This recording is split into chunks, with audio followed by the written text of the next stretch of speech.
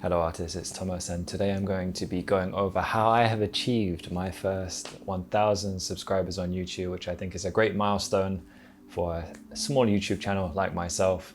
But I just wanted to kind of go over the process of how I built this channel to 1,000 subscribers, so you can basically get an idea of the mindset and the work that goes into a YouTube channel, so you can start growing an audience yourself, which I think as an artist is an extremely important thing to do in the modern day world.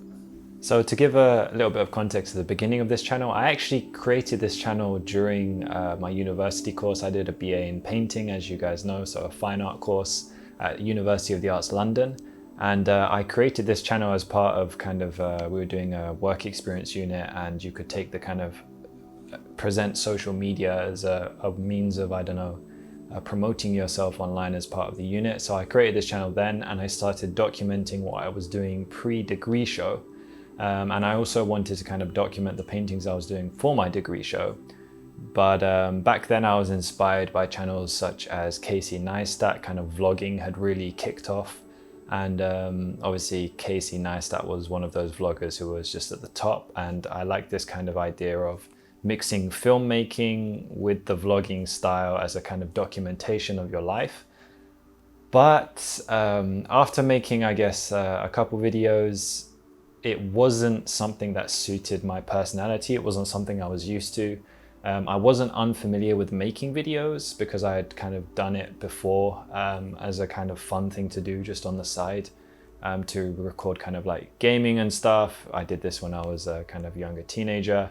I got into kind of game recording and stuff. So I had experience with editing and video, but the style of documenting me and my work and presentation, I don't know if there was some kind of insecurity there of doing that, but the style of that kind of vlog just didn't suit me. So like with a lot of other people, when you start something and you don't stick with it, I stopped making videos. So shortly after my degree, here's my whole life story. I went to China. As some of you guys might know, I'm in China right now. I'm heading back to the UK next month. But when I first came here, I thought, you know what, I want to document kind of my experience here a little bit. And it was more for personal reasons, just to kind of present China back to friends and family at home.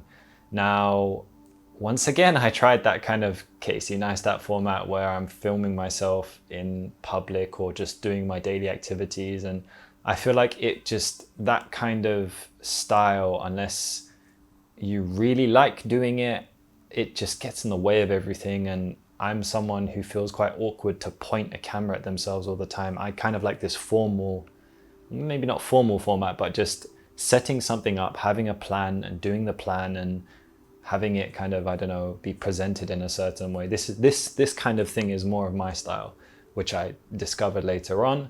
But when I came to China, I started kind of reflecting on my degree, my fine art degree. How useful was it? What has it actually taught me?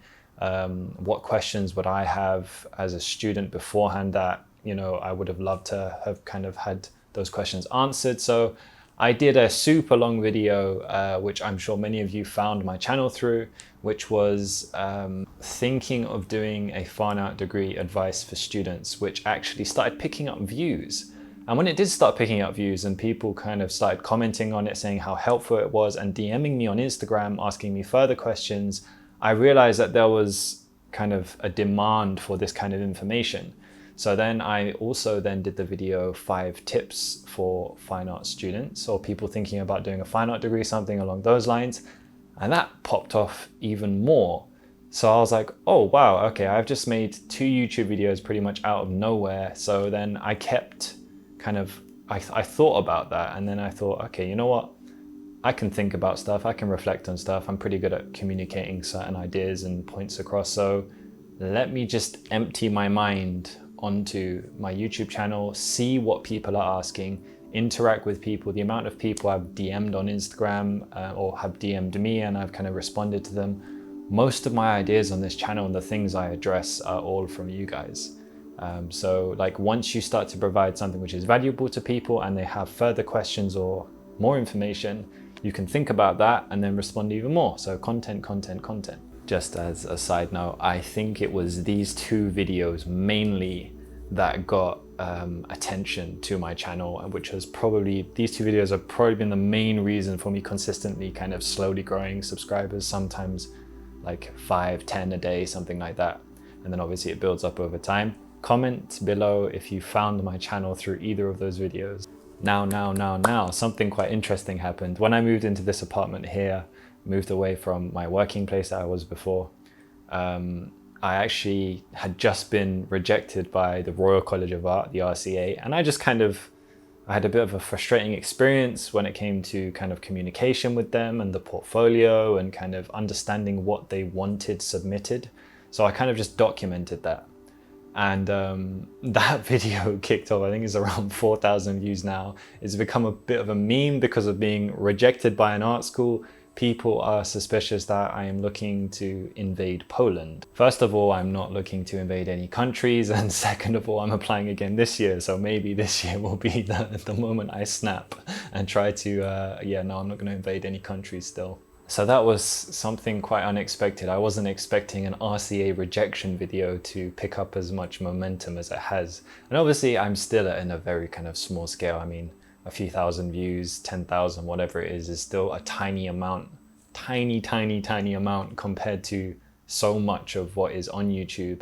And I'm still kind of learning and trying to increase the quality of my content so that I guess people stay for longer and are interested in what I am making. But let's just kind of summarize here. What you want to do if you're building a YouTube channel is, number one, think about what kind of value you can provide people. Everyone has their own life experience and knowledge, right? So there is something in your head that is probably going to be helpful to someone. You just have to be self-aware and work out what that is. Number two, then you need to kind of process that and produce content out of it. Content in the best quality or best way that you can with your current means, just to communicate it. You shouldn't worry about people's judgment. That was the point number three I'm going to make. Don't worry about people's judgment. Don't care about, like, just focus on the value and the fact that you can help some people with what you know. And if you do have valid criticism, you can learn from it. You know, mistakes or embarrassment, just like me putting out my RCA rejection, like, I'm sure there are a lot of people out there, if they get rejected by a university or something, they wouldn't put it on the internet. I don't give a crap what people think about me. And if someone is going to comment something negative on one of your videos, it's like they're the one that's in the bad place. And if you're in a good place, then that shouldn't affect, and you should really feel sorry for the people who go out of their way, watch a video about fine art and then comment something negative. It's just silly at the end of the day. Number four is consistency. You really need to be consistent, but the way I am consistent is constantly interacting with you guys to get more ideas. Most of these ideas aren't coming from me. I'm so excited to go back to the UK because when I get back there, I have an amazing, much more amazing space to work, so I can show more of my own artwork, which I haven't really done so far. I've put out lots of content, but you guys haven't really seen what I've done as an artist, even though I'm an art channel, with the exception of a couple like traditional studies on the side or something, which isn't really my work. So that will be coming soon. And number five, subscribe to amazing YouTube channels, such as my own, so you can learn and follow and copy what they are doing. Not exactly copy, but do it in your own format. So that, yeah, just observe that which is already successful, kind of just as if you would steal parts of a painting for your own painting. You can do the same for YouTube channels. Look at the content that works. And there's so many different types of content that works. Format it to your own thing and just, yeah, roll with it. But make sure you subscribe. That was point number five. With that, I hope that I have given you a little bit of an insight into what goes into kind of a YouTube channel and how you can just document and do random things and something good happens out of it. Because I don't know if my channel would be here as it is now if I didn't just randomly record that 30-minute video and do the 5 tips, because I realized, oh wow, what I say actually has value. You've got to have that confidence in yourself that there are things inside of your mind that will be helpful to other people. So make sure you subscribe for more artistic content. Help me get that 1 million subscribers, which we are. If we do this 1,000 more times, then we'll get that million subscribers, right? 1,000 times 1,000 is a million. Yeah, my maths is correct. Feel free to comment below if you have any more questions about anything to do with my channel, me, art, fine art, whatever, or DM me on Instagram like I always say. And here is my awkward and goodbye.